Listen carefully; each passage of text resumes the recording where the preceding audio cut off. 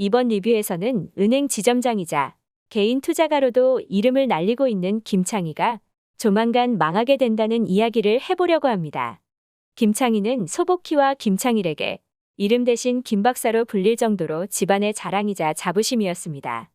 김창희는 가족들의 도움으로 명문대를 졸업하고 은행에 취업해서 승진해 나가며 어느덧 지점장 자리에까지 올랐는데요.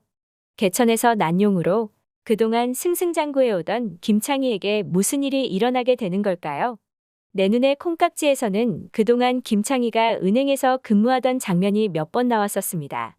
김창희가 자신의 사무실에서 기업의 관계자들을 만나고 전화로 대출을 승인해주는 장면이 나왔었죠.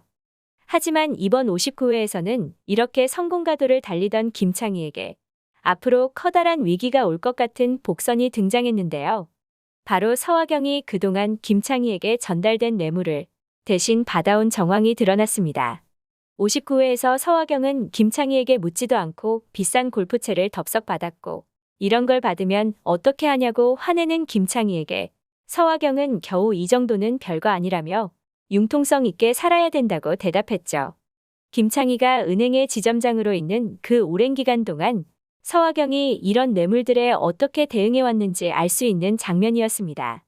기업의 대출을 좌지우지할 수 있는 은행 지점장 김창희의 위치라면 그동안 셀 수도 없는 뇌물들이 김창희에게 전달되었을 텐데 김창희는 한 번도 그런 것을 받아본 적 없는 듯이 예민하게 반응했습니다. 김창희는 뇌물을 받는다면 크게 문제가 되는 것을 분명히 인지하고 있었기에 그렇게 서화경에게 화를 냈던 건데요. 하지만 부인의 잘못은 곧 남편의 잘못입니다. 서화경이 골프채를 받은 장면은 후에 김창희에게 닥치는 위기의 복선이라고 할 수 있습니다.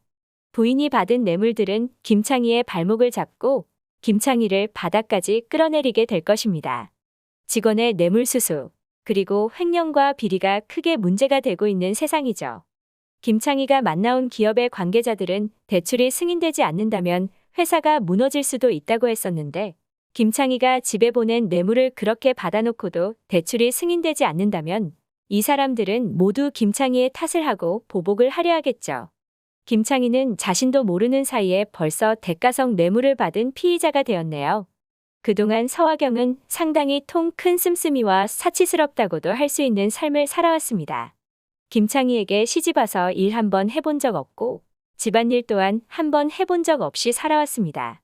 김혜미도 능력 있는 아버지 덕분에 미국 유학도 마치고 유복하게 자랐습니다.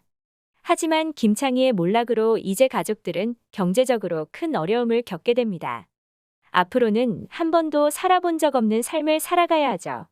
김창희는 은행에서 자천되고 승승장구하던 삶에서 꼬꾸러지며 중년의 위기를 겪는 극과 극의 모습을 보여줄 예정입니다.